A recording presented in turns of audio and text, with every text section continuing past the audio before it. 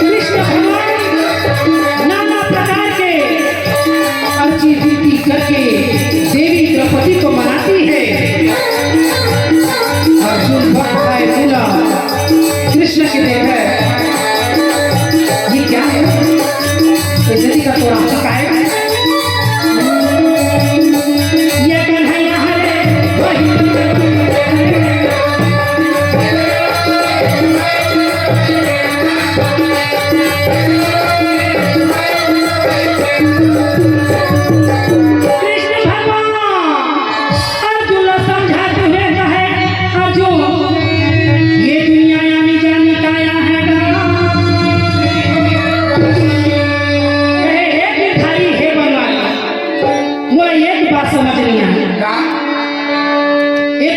भाई बहनी की प्रेम है यह समझ नहीं तो कहते भैया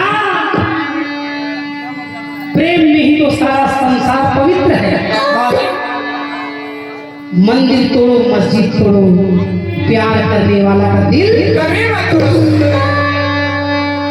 नारद जी कहे ऐसा प्रेम प्यार में चक्कर में झन फसावा भैया आगू मारा झपावा के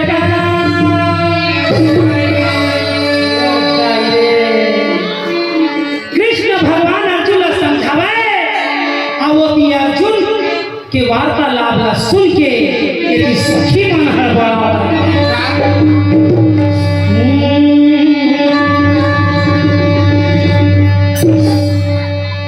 कहे ये राधा क्या बात है। हाँ वो सब